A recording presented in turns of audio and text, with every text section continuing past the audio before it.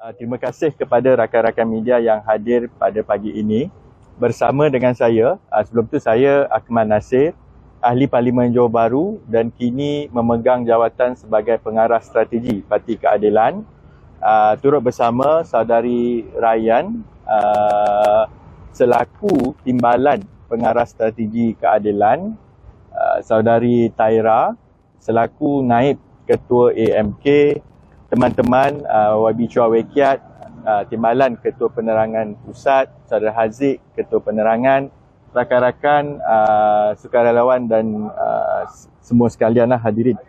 Jadi hari ini kami baru selesai membuat satu laporan polis berhubung skandal kapal tempur LCS. Mungkin saya rujuk sedikit statement ataupun kenyataan yang diberikan kepada pihak polis, dan kemudian ada beberapa ruang ataupun angle yang sebenarnya mengapa kami bawakan perkara ini kepada pihak polis.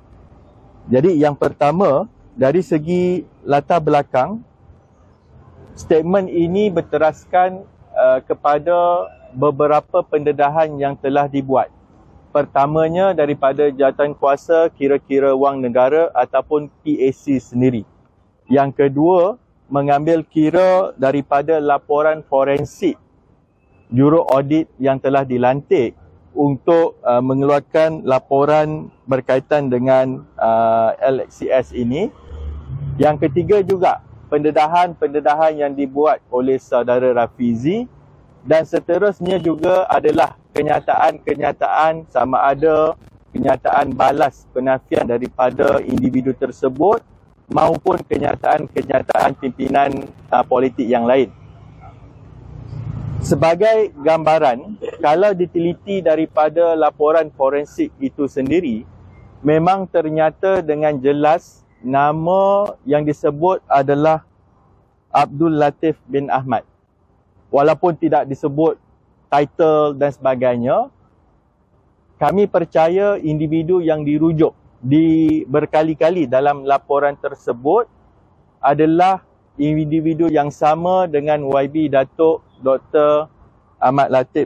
Abdul Latif bin Ahmad, iaitu Menteri di Jabatan Perdana Menteri dan juga merupakan timbalan ataupun mantan timbalan Menteri Pertahanan. Dalam laporan forensik, walaupun di pihak Dr. Latif cuba menafikan, bila dirujuk sehingga semalam, saya muat turun daripada website PAC, laporan itu masih menulis bahawa Zainab Muhammad Saleh itu merupakan pasangan kepada Dr. Latif. Jadi kalau nak menyangkal laporan itu, bagaimana laporan yang telah dikeluarkan secara rasminya masih tertera rujukan tersebut. Jadi laporan polis hari ini dibuat untuk mengesahkan beberapa perkara yang telah berulang kali dibangkitkan, iaitu hubungan Dr. Latif ini dengan individu yang bernama Zainab Muhammad Saleh. Walaupun beliau cuba nafikan, tapi penafian itu agak longgar kerana bila dirujuk lagi laporan forensik LCS, laporan itu menyebut bahawa Zainab Muhammad Saleh ini mengawal syarikat-syarikat palsu Alice Marine. Mungkin French, saya tak tahu nak pronounce macam mana, Alice or Alice Marine, tapi itu adalah syarikat palsu yang seakan-akan syarikat tersebut yang telah mendapat kontrak sebanyak 210 juta ringgit. Manakala yang ketiga, kaitannya itu, laporan yang sama menyebut bahawa satu lagi syarikat, Mega P Asia Sdn Bhd, adalah syarikat yang dikawal oleh Zainab Muhammad Saleh dan turut mendapat kontrak pertahanan laut. Perkara yang keempat, syarikat Mega P Asia Sdn Bhd ini dikatakan ditubuhkan oleh Dr. Latif sendiri berdasarkan report tersebut, dan syarikat Mega P Asia Sdn Bhd dimiliki bersama, iaitu pegangan saham itu antara Dr. Latif dan juga Zainab Muhammad Saleh. Jadi kalau Menteri Perikatan Nasional ini, Menteri daripada Parti Bersatu ini, Dr. Latif ingin menafikan sebarang hubungan dengan Zainab ini, bagi saya terlalu jauh. Sedangkan bagaimana beliau sebagai rakan kongsi ataupun yang merupakan pemilik bersama syarikat Mega P Asia Sdn Bhd mengatakan tidak kenal ataupun tidak ada hubungan. Yang ini kita kena beri penekanan.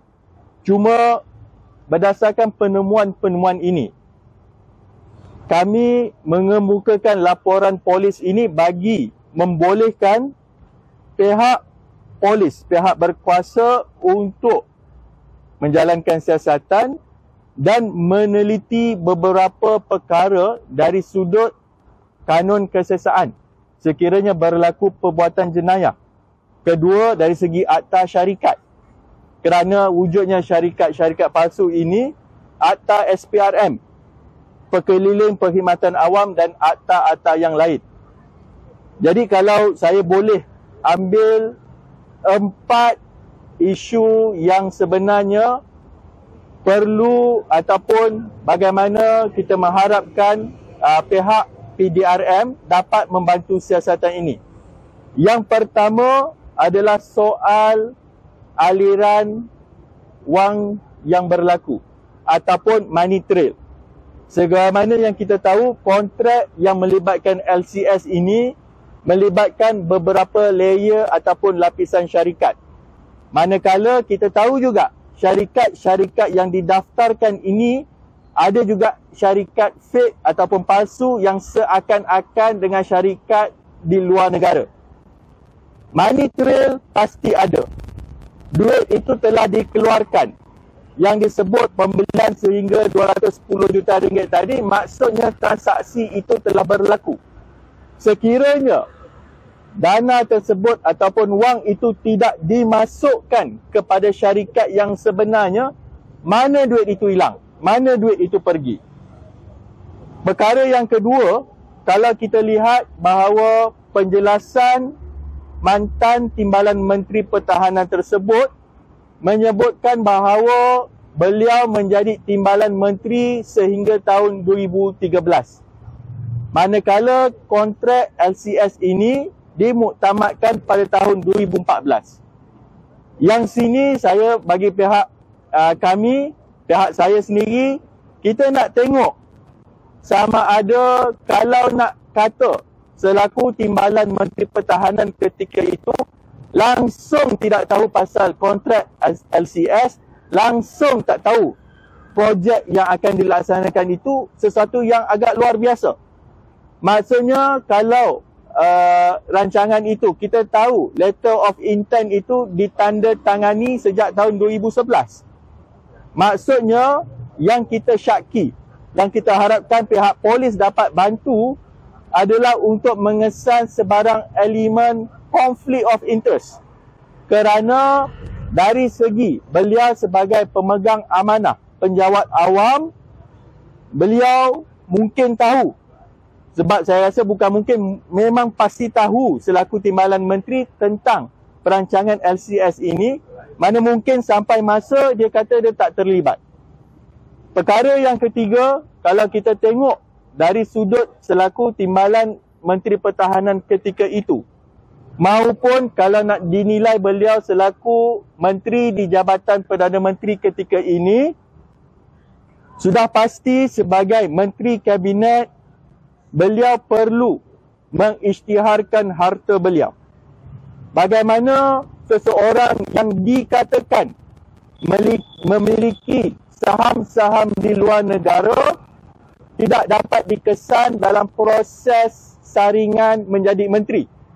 Kalau kita lihat bagaimana pemimpin-pemimpin Perikatan Nasional, pemimpin UMNO, Barisan Nasional Bersatu, ketika dalam soal pemilihan calon dikatakan tidak boleh mempunyai ataupun bersih kononnya dari segi integriti, bagaimana individu ini boleh dilantik sebagai menteri, bagaimana parti politik tersebut, tak kira Perikatan Nasional maupun Barisan Nasional, boleh endorse pelantikan beliau, dan bagaimana soal saringan yang dibuat oleh Perikatan Nasional yang Tan Sri Muhyiddin umumkan secara terbuka kata ada saringan soal integriti, bagaimana perkara ini boleh berlaku.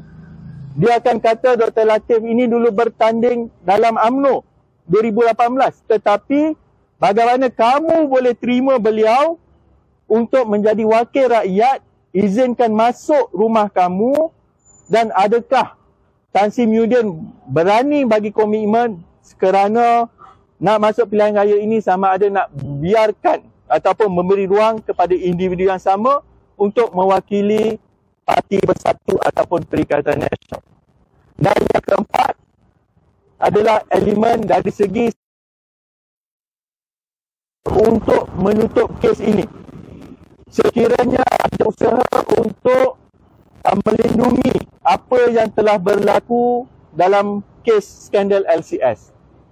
Setakat ini statement ataupun kenyataan daripada pimpinan politik tertinggi di sebelah sana menyebutkan sebagai contoh sekali lagi Tan Sri Muhyiddin sebut bahawa beliau menyerahkan perkara ini kepada kabinet untuk menubuhkan jawatan kuasa khas, menyiasat.